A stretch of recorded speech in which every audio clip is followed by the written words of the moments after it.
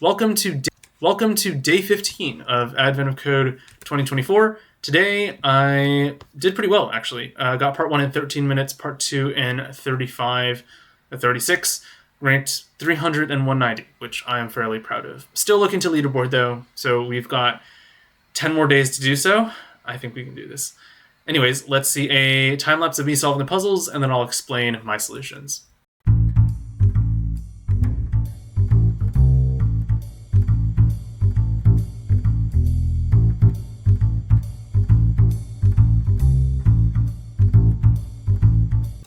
For today's puzzle, we're working with a grid, yet again, and we're going to be pushing some boxes around a map. So our character is represented by this little @ symbol, this, I think it's just called an @ symbol, and it's going to be pushing around some boxes which are labeled with O's, and there's some walls in the map which are pound signs.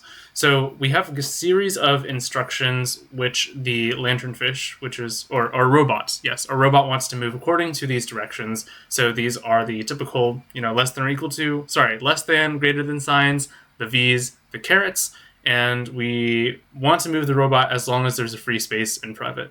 If there's no free space, if it's a wall, then we just can't move in that direction. If there's a box, then we try to push the box. If we try to push the box into a wall, then that won't work. But if we push it into a free space, that's okay. We can also try to push it into another box, which will then cascade into either another box or blank space or a wall. And the same thing happens. We just kind of recurse until we hit a free space or we hit a wall. So over here we have a good example. We have our robot here is the @ symbol. It pushes this O to the right. So now that box is in this spot. And it tries to push these two boxes to the right together. And they do indeed move together because there's an empty space to the right. But if we try to push these two boxes to the right again, it doesn't work because there's a pound sign in the way. So that's a wall. It blocks our movement. After we complete all of our moves, the warehouse looks a little bit different. So the boxes are pushed to maybe the corners of the map. Our job is to find the sum of the GPS coordinates of each box. And the GPS coordinates of box are determined by its row times 100 plus its column. So in the problem, it's phrased as 100 times the distance from the top edge plus the distance from the left edge. But if you do it in coordinate space, it's just 100 times row plus column. So how do we simulate this? Well, how I did it for part 1 at least is to just simulate the grid exactly.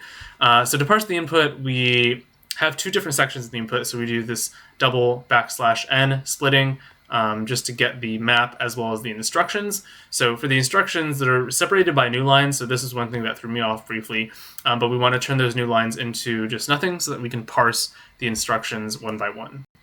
That's why we have this .replace method over here. And then we convert the map into something we can actually use. Actually, we're just going to use it in its current form, but we do have to extract where the robot is. So we go through all of the locations in the map and check if there's an @ sign. If there is, then we're going to mark CI and CJ as the location of the robot. And we're going to update these variables as we go. So this function here is really the bulk of the logic. It defines how the grid is going to change if the robot is given a command to move in a certain direction. So CI, CJ, and grid are all going to be modified. That's why I made them global variables. And what we're going to do is we're going to try to move the robot in the given direction. So new I and new j are the coordinates that the robot wants to go to, given by its current location, current row, and current column, plus the direction vector that it wants to move.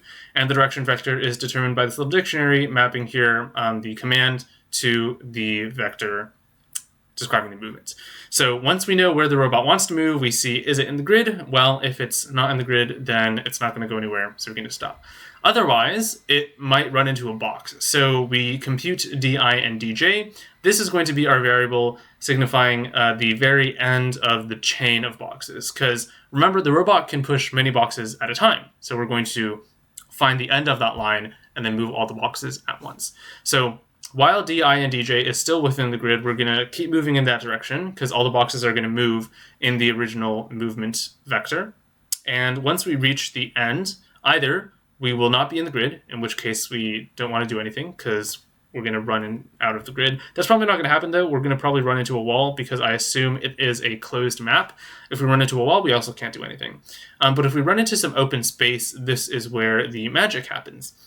If this is the case, then consider we have a long line of boxes and we want to move them this way. instead of moving all the boxes, we can actually just move the first box to the empty slot. That's equivalent because all the boxes are identical. So moving like this is the same as moving this one to the very end. And that's exactly what we do here.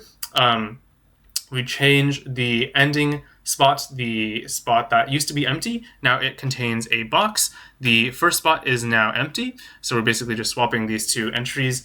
And then we're also updating the location of our robot because it is allowed to move one space because it has successfully pushed the boxes. And then we're going to revert, we're going to update the state of the new location where the robot is to the @ sign. So this is not strictly necessary, but I used it for debugging to print out the grid, and that's why we update where the robot is within the grid as well. So now we just go through all the steps, and we have an accurate grid. To find the answer, extract the coordinates of every single box by going through the entire grid, seeing if a box is at the coordinates, and just, if so, adding the GPS coordinates, which is 100 times the row plus the column. I did this for debugging, but if you just print it out, we get a nice little picture of what the grid looks like once the robot is done pushing the boxes around. So that's it for part 1. Part 2 gets a little bit more complicated. We're told that the grid is not what it seemed. So instead of single width tiles, we have 2 width tiles. So every wall is now actually 2 wide and 1 tall. Every box looks like this. So every box now occupies 2 slots instead of just 1 slot. Open spaces are still open spaces, but they're 2 wide. And the robot starts still in 1 space. So the robot only occupies 1 space. But it gets converted to a robot and an empty tile. So the issue here is that boxes can now push more than one other box. And also, not all slots are identical. So in this case, if we see here, we have 3 boxes. The robot starts here. It pushes the top 2 boxes to the left. And this means they're now a little bit misaligned compared to the bottom box. So now if we move the robot to the very bottom and we push that robot up, it'll nudge all 3 boxes because this bottom box is in contact with the top 2 boxes. So they all move together. And then if you move the robot here, up here to the top left box, it'll only nudge the top left box because it's not really pushing up against any other boxes. So the question is still the same. We have to find the GPS coordinates of all the boxes after we're done pushing them around and then sum them up. How we compute GPS coordinates this time is you just look at the left cell of every box and still do the same 100 times row plus column calculation. So this was a little bit more difficult to implement. The input parsing and this dictionary are still the same, but to represent the grid, I decided not to have an actual literal array of strings, but to have a list of the coordinates of every wall and every box. So we have this list here of boxes and of walls, and they're all going to contain 2 tuples containing the locations of all the boxes and the walls. So again, we go through the input. If we have a robot, then again, we just set where the robot is. If we have a box, then we add only the left cell in that box to our boxes grid, because implicitly, we're going to know that there is a right cell to this box as well, or right half. And if it's a wall, then we want to add 2 entries to the walls list, because we know that every wall tile gets expanded to 2. So both ij times 2 and ij times 2 plus 1 need to be added. We do the times 2 because every tile now takes up 2 slots. So now the move function is a little bit different.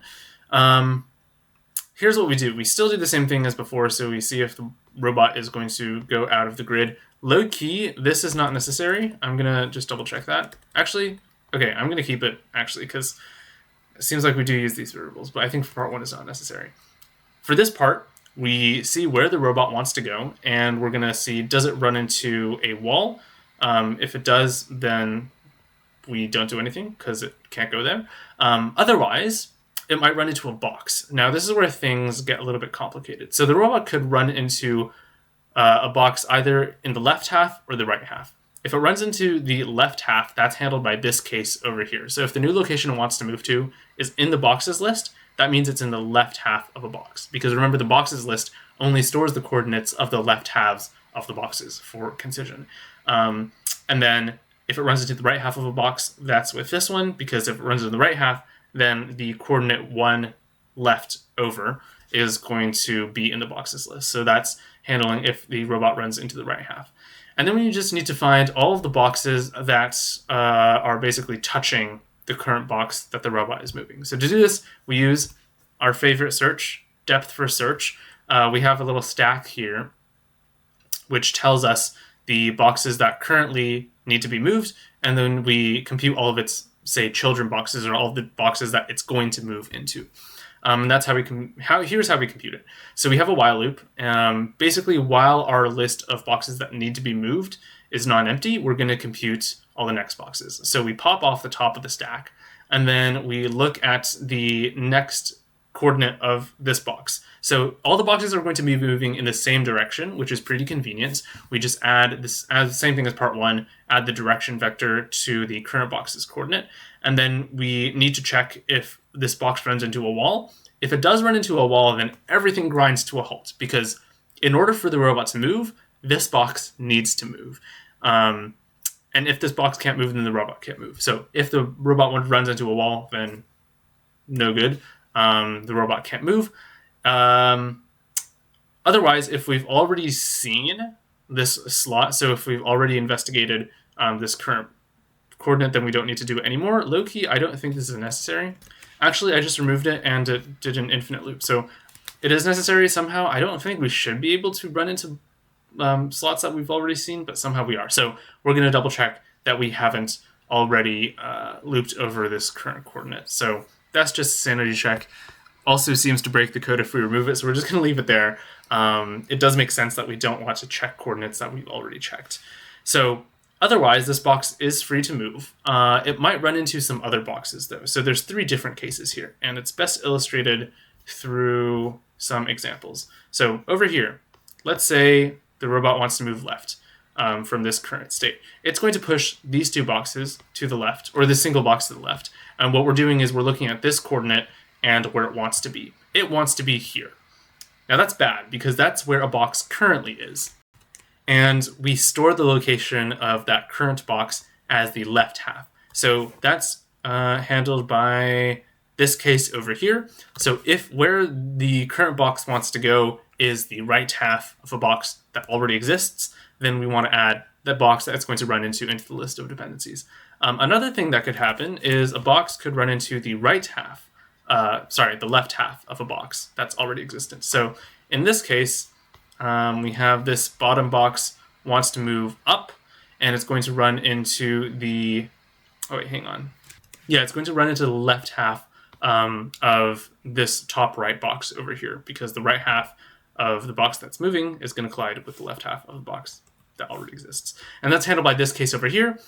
So if the coordinates of the current box, or where it wants to go, so this left half is going to move up here. If we look one spot to the right, that is another box, or it's the coordinate of a box that we're already storing. In that case, we want to add that box as well. There's also the case where the 2 boxes happen to be perfectly aligned, such as, actually, I don't know if that's contained in here, but if the 2 boxes, you can imagine, are vertically stacked, then we also want to make sure that that dependency is tracked.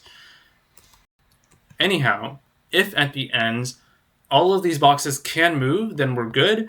If along any point, we know that a box moves into a wall or just can't move, then we don't do anything. But otherwise, all the boxes can move, and we want to make sure we update the coordinates of all of those boxes. So we've kept this set here of seen boxes, and we iterate through all the boxes to see which ones we have seen. And for the ones that we have seen, we want to update their coordinates using these 2 commands over here. And then at the end, we're just going to make sure that the robot's position is also updated. So this is just a function used for debugging. It's used to print out the state of the grid. Was very helpful for finding bugs.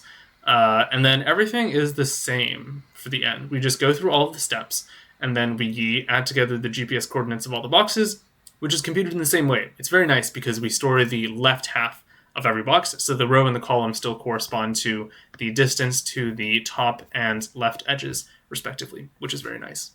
And yeah, that's it for day 15. Thanks for watching. If you want to see my code, it's linked in the description. Comments, questions, leave them down below, and I'll see you tomorrow for day 16.